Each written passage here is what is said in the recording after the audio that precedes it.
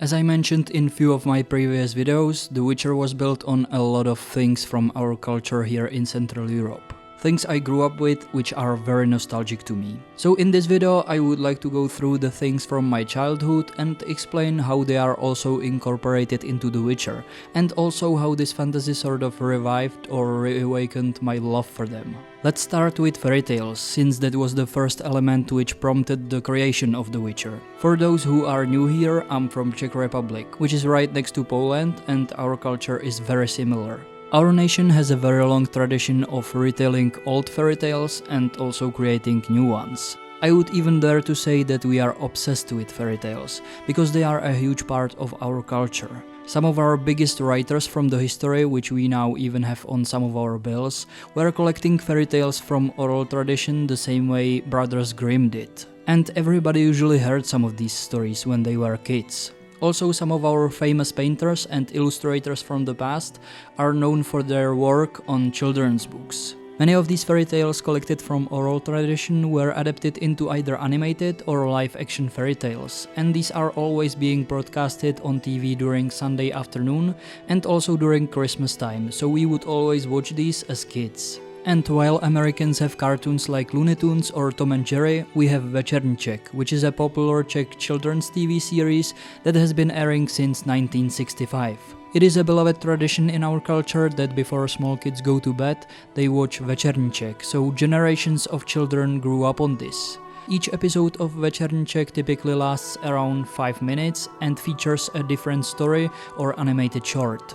The stories are often based on fairy tales, folk tales, or original scripts created specifically for the show. The series is known for its distinctive opening sequence, featuring a small animated figure called Večerní Czech, who essentially introduces each episode to the viewers and then says goodnight at the end. The character is so iconic that the Czech Witcher fan community created this t-shirt with the pun Večerní Czech. And from what I've heard, there should also be a board game where Večerní Czech is hunting folk creatures from famous Czech fairy tales, like a witcher hunts monsters. One thing I also vividly remember from my childhood is that we were visiting our grandmother with my extended family one time, and instead of watching Večerní Czech, our uncle was telling us one of our classical Czech fairy tales, while projecting images from it on the wall using an old slide projector. They were just slide images with illustrations and text, but as kids we were enamored by it. Near our village there's also this old forest amphitheater where we were often playing during the day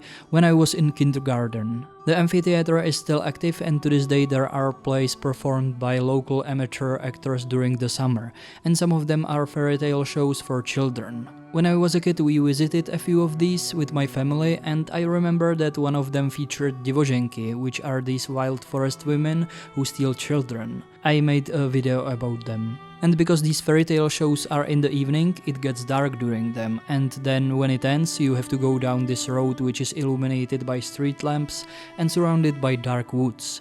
And granted, I was always with my parents there, but it was still slightly creepy. So experiences like these left a pretty strong impression on me when I was a kid, and I remember them to this day. Growing up, we also had this fairy tale puppet theater, which I loved, and there were creatures from folklore like Čert, Vodník or Ježibaba. Another fairy tale themed thing we had in our family were board games, and those were also full of folklore creatures. And last thing I have to mention about this is that, like probably every country, we have many local legends and fairy tales tied to specific regions and places. I made a video about one of these, and in the future I want to travel around our country and start documenting more of them. So as you can see, we have a very strong bond with fairy tales and legends in my country, and they are usually very nostalgic to people, since everyone here grew up with them. I like to watch my favorite ones to this day, and one of the reasons why I love The Witcher is that it was built on them. For those who haven't seen it, I've made a video about the fairy tale which inspired Sapkowski to write the first short story with Striga. I've seen Czech live-action adaptation of this fairy tale as a kid, and when I then read The Last Wish and the short story with Striga, I immediately remembered this fairy tale. So that was one of the reasons why I felt a bond with this fantasy right away, because it included something from my culture and my childhood, something I felt nostalgic about. But let's talk about another element which is very closely tied to fairy tales, and that's folklore and village culture. All the elements I'll talk about in this video are very closely tied to each other, by the way. Fairy tales often include things from folklore, and both of them stayed alive mainly thanks to village culture, because the place where you can find these things is the countryside. We still talk about fairy tales, local legends and creatures from folklore to this day thanks to oral tradition, and things like customs, traditions and superstitions persisted thanks to commoners from the countryside who were practicing them and kept them alive. In terms of folklore creatures from fairy tales and local legends, I think that every kid from my country sometimes heard about čert, vodník, ježibaba or polednice. As I mentioned in the last video, my mom told me and my siblings about klekánice when we were kids. If you haven't seen the video, klekánice is essentially a night wraith who will abduct every child which isn't home on time in the evening. Thanks to večerníček I mentioned before, everybody from my country also knows about Krakonoš, who is a protector of the Krkonoše mountains. He's also known as Rieberzoll, and what's interesting is that he's portrayed on this medieval map by a German cartographer of Silesia, Martin Helwig, and he looks suspiciously like a leshy, which is fitting since he's a protector of mountains and woods. Our local folklore creature in the region where I grew up is Fabian, who is also a guardian of woods and could be considered a leshy. Now let's see what we have in The Witcher. In the books there's the Chort Torque, and there are more Chorts in The Witcher 3. There are drowners throughout all of the games and water hags in The Witcher 3. There are also the crones in the third Witcher game. Then there are of course noon wraiths and night wraiths. A lot of these are also mentioned in the books, by the way. As you can see, these are essentially the same creatures I grew up with, and encountering them in such a cool fantasy made me fall in love with folklore again. As I explained in the last video about polednice and klekánice, folklore creatures can also be connected with a custom, like klekání. Customs, traditions and superstitions are a big part of folklore and village culture, and we have so many of these throughout the year. For those who are new on this channel, I'm doing a video series on folk traditions, and this is only the middle of the year, and also the most known Czech traditions, so there's a lot of them beside these. I have a whole book for children about Czech customs throughout the year. We didn't practice many of them in my family when I was a kid, but I would still know about them through the cultural osmosis, because some of them were organized in my village or in neighboring villages. When I've read the Witcher books and for example the part about burning an effigy of Falka, it very much reminded me of our customs of burning and drowning of Morana or burning of the witches. I also recently did a video about Czech customs around maypoles, which you can see around the Murky Waters village in The Witcher 1. When I saw this in the game for the first time, it immediately took me back to my childhood in the countryside. There's also a part in the Tower of the Swallow where an old beggar is telling stories about Samhain night to some soldiers, and he's talking about superstitions around this holiday. I know that Samhain is inspired by Samhain, which is a holiday from Celtic culture, but the superstitions the old beggar talks about, like stabbing a knife into the threshold of the door as a protection from spirits and putting a food in a bowl in front of it to appease the spirits, still remind me a lot of our customs around the holiday of Dušičky. That's a holiday which is also celebrated in the beginning of November, and part of folk beliefs in the past was that on the eve of this day, souls of the dead return from the afterlife to visit the world of the living. Close relatives of sinners were supposed to fill an oil lamp with butter, so that the souls could soothe their burns with it. In the evening, family members or friends would drink cold milk or sprinkle it on themselves in order for the dead souls from hell to cool down. This might also remind you of Forefathers Eve from The Witcher 3, which is called Jadi in the Polish original, and it's inspired by an actual ritual from Slavic culture. And we have many other superstitions around other holidays, like for example this Christmas one, where young girls who were still unmarried would throw a shoe behind their back, and if the shoe tip would point to the door, that meant that the girl would get married during the next year. This is the overall mentality of commoners from the countryside I was talking about in some of my previous videos, and you can see the same in the Witcher books and games. This also includes religiousness and spirituality. It's mentioned in the Tower of the Swallow that in the village called Govorozhets there's a small stone chapel with a straw doll representing a unicorn, which is protecting the village. In The Witcher 1 you have the Eternal Fire shrines, and in The Witcher 3 there are also shrines you have to repair. And shrines, crosses or statues of saints beside the roads or in the fields is something that's very common throughout the countryside in my country. I should also mention that an important part of folklore is music. People didn't want to just work on the field in the past, so they needed some fun once in a while, and that was usually provided by folk music and dancing either during some holiday or throughout the year in the local inn. You can see that even in many fairy tales. I always loved folk music. When I was a kid, this band called Czechomor blew up with their album Proměny in 2001. They play songs from Czech folklore to this day. One of their songs played on the radio non-stop at the time, and we had the whole album at home, which I was listening to over and over as a kid, and I occasionally listen to them to this day. Another band I grew up with was called Asonance, and they are playing Irish folk songs with lyrics translated to Czech, and then also Ginevra, which is a folk band from my hometown, and they have many songs about knights and medieval stuff. And what I always loved about the Witcher games is that the soundtrack doesn't use overly epic orchestral music like most fantasy games do, well, maybe except The Witcher 2. But the first and third game often use simple instruments which are used in folk music, and it creates this rustic atmosphere of a peaceful countryside. The part of The Witcher 1 Enhanced Edition was also this album called Music Inspired by the Game, which featured Polish folk bands, and I've been listening to it ever since to this day. So I always associated The Witcher with local folk bands like Greenwood, for example. And you can't forget the great addition of Percival to the soundtrack of The Witcher 3. That actually made me search for other bands which play Slavic folk music, like Živiolak or Strigoň. Music is such a big part of the atmosphere, and the ordinary folk music in the Witcher games is definitely a big part of their unique atmosphere. Speaking of, another important element of The Witcher is also the village atmosphere. Being surrounded by wooden fences, gardens full of flowers, orchards and stuff like that. Growing up in the countryside really made me appreciate rustic setting. We also fairly often visited my grandmother in the southern part of Bohemia. And this region has even more charming countryside which feels like the end of the world from the short story with the Čort Torke. I've always seen this region as sort of a fairy tale land. And I felt the same peaceful atmosphere, for example, in the Vizima outskirts and Murky Waters village from The Witcher 1, or in the parts of The Witcher 3, and even in the Witcher books.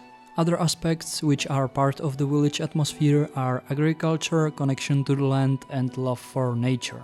I think that agriculture is pretty self-explanatory. It's things like living around farm animals and also the village being surrounded by fields of wheat or some other crop. That's where the connection to the land comes in, because there's this sense of dependence on the land which the people from the village need to cultivate. Also, when you grow up in one place you get attached to it. You know all the fields, meadows, streams and ponds around the village and the woods that surround those.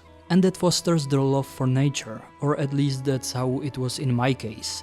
Because I grew up in a village surrounded by a beautiful nature, I love going for walks in the countryside, and I really appreciate small things like seeing beautiful flowers beside the road, cows in the field, ants in the woods, hearing birds chirp, and the sound of a stream. You can sense a similar atmosphere in the books sometimes when Sapkowski describes the setting, and the games captured this atmosphere brilliantly as well. There are farm animals in the locations like Vizima outskirts and Murky Waters village, and also specific trees and plants you can see in the countryside of Central Europe. So yeah, I love this rustic atmosphere. But my love for nature wasn't caused just by living in the countryside. It was also thanks to trips to all kinds of beautiful places in my country, which we often visited with my family. And not just hiking trips, but also canoeing, which first of all always reminded me of the part in The Lord of the Rings, where the Fellowship is going down Anduin River. But what I mainly wanted to say is that there is something very peaceful about going down the river, hearing the water splashes, being surrounded by beautiful nature, and seeing it pass you by. And thanks to this we can also smoothly transition from the folklore segment of the video to the history segment, because part of canoeing in our country are also castles, which you can often see towering over the rivers. My favorite ones were always Kašperk on the Berounka river and Rábí on the Otava river. Rábí always reminded me of Kaer Morhen a bit.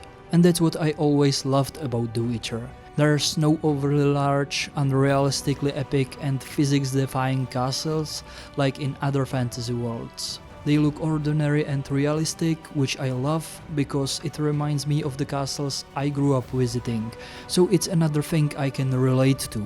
And the cities from the Witcher games like Vizima or Novigrad also remind me of our cities and towns, which sometimes still have some remnants of medieval streets, houses or fortifications. I've read somewhere that Vizima from The Witcher 1 was even inspired by a combination of medieval Warsaw and Prague, but I don't know how true that is. When I was a kid, I was obsessed with anything medieval, like knights, armors, swords, castles, dragons and stuff like that. And yes, I know that dragons are more fantastical and mostly known from fantasy in modern culture, but there were medieval legends about them. After all, knights fighting dragons and saving princesses is a trope we can see in fairy tales. So that's where I probably got the love for fantasy and medieval stuff from. I remember that I loved just flipping through the books about the history of warfare as a kid. I wasn't really reading it, I just loved looking at the pictures of medieval armors. I was collecting everything about knights or heraldry, and I have some of those things to this day. I also loved movies like Knight's Tale, Dragonheart, Joan of Arc, Le Visiteur, or fairy tales like Bayaya, Fantagiro, Dragon Ring, and so many others. I know it became a meme song, but I even unironically loved the era's music video for the Ameno song when it came out in the 90s. We also visited a few sword fighting shows and jousting tournaments when I was a kid. And I have to say that most of these things are not very good when it comes to historical accuracy, but it gave me the initial hook that pulled me in and made me interested in medieval history. I've played many fantasy games growing up, games like Diablo, Gothic, World of Warcraft, Elder Scrolls and so on. Before I discovered The Witcher, I wasn't really thinking about it, but all of these have a very high fantasy armors, weapons and castles. Some of them are comically huge. And it was so refreshing seeing realistic medieval armors, weapons and castles in the Witcher games, which the developers nailed, because the Witcher books are very medieval, so the world should have a medieval look. My friend Moritz, who grew up doing medieval reenactment, actually told me that some of the armors from The Witcher 2 are so well done that they are exactly the same as some of his armor parts, which he uses for living history. So there must have been some developers who understood medieval armors damn well, or they did a great research and implemented these designs brilliantly. There are even such small details like laces with brass eyelet points. But back to the comparison of medieval things I was interested in as a kid with The Witcher. There's also plenty of knights in the books and the games. There's Ike of Denesle literally fighting a dragon, Order of the White Rose, which changed to the Order of the Flaming Rose in the games, and of course the knights from Toussaint. The Witcher had an interesting effect on me when it comes to the knights though. I kind of stopped liking them because they are so romanticized. Over time I've become much more interested in common soldiers, which has probably a lot to do with the fact that I joined the Nazir Brigade, and my friend Moritz, who established the LARP group, showed me how cool it is to be a common soldier and be part of a unit which works together like a well-oiled machine. And this is also a big part of The Witcher. I always loved how Sapkowski described soldiers, either with Yara's adventures when he joins Purfakin infantry of Temerian army and fights in the Battle of Brenna, or the parts with Black Rayla or Kenna Selborn and the group of soldiers hired by Stefan Skellen, which is looking for Ciri in the books. But let's get to the point I wanted to make with this video. To this moment I talked a lot about my childhood and things I grew up with. But when I got to my teens and started hitting puberty, I discovered new interests which were completely different, because they were revolving around street culture. It seems pretty cringy to me nowadays, but like many teenagers in the early 2000s, me and my cousins started doing things like skateboarding, rap, graffiti, breakdancing and stuff like that, which was cool at the time. Thanks to these new interests, I started forgetting things I grew up with and I liked as a kid. And since some of them, like the fairy tales, were for children, it wasn't very cool to me as a teenager. But then in 2007, when I was 15, I discovered the Witcher books and the first Witcher game. And that helped me remember all these nostalgic things from my childhood I mentioned throughout the video. And because the Witcher contextualized them in a cool way, I took interest in them again. And nowadays they are my main interest again, even though I still like to go skateboarding and listen to rap from time to time. But I owe it to this fantasy that I have the interests I have nowadays, because it awakened my love for them again. One of the things The Witcher also helped me realize is that it's not just me and a few other people who find things like folklore and history really interesting. It sounds obvious now, but when I was a kid, these things were still considered pretty nerdy and they were not seen as popular by most people. Also, before The Witcher 3 came out, this fantasy was mainly popular in Europe and it wasn't really mainstream. I remember that I was desperately trying to talk about The Witcher with anyone who was willing to listen and get them interested in it. I was trying to recommend the books or at least the games to all my friends, and as long as we were talking about it, they seemed somewhat interested, but when I borrowed the books to them, even in audiobook form, or the games, which I think are more easily digestible, none of the friends really picked it up and became fans. I eventually realized that you can't really force it on others and that they have to find their own way to it. But my point is that I didn't know anyone in my circles who would know about The Witcher and love it as much as I do, so I had nobody to talk to about it and share my excitement with. But when The Wild Hunt came out, suddenly so many people became fans, and the game has put things like Slavic culture on the map. And even though I knew some of these things already, it sparked even my interest, and I started reading up on folklore creatures from Slavic culture even before the release of the game, which I never did before, but seeing creatures like Leshy in the promotional material really hyped me up, because it looked like that there will finally be something in the mainstream that represents culture of Central Europe. But even so, I didn't expect how successful the game would be, so it surprised me that there are people around the world who find our culture interesting. Like, there are people from the West who like Slavic folklore? What? It was similar with the success that Kingdom Come Deliverance had on Kickstarter. Like, what? There are people from the Western countries who are interested in the history of our tiny country and are willing to support this game financially to such an extent? It was the success of these games that gave me the first seed for an idea to start a YouTube channel focused on sharing the culture of my country with the rest of the world. So these are the reasons why I love The Witcher so much and why I started this channel. I hope that this video wasn't too long and boring, and that you found it interesting. I know that I talked about my relationship with The Witcher in a very positive way in this video, and I do hope that that's what you'll take from it. Let me know in the comments what your relationship with The Witcher was like since you discovered it, and if it's similar to mine. I'm curious about that. The reason why I'm mentioning this though is that I want to do a video where I'll explain how my relationship with The Witcher and its fandom sort of changed. And even though the fantasy is still very dear to my heart and I still want to talk about the elements I like in it, at the same time I want to create my own Slavic fantasy, because I'm not sure if I like the direction The Witcher is going in the last several years. But that's a topic for the next video. So yeah, stay safe and see you next time.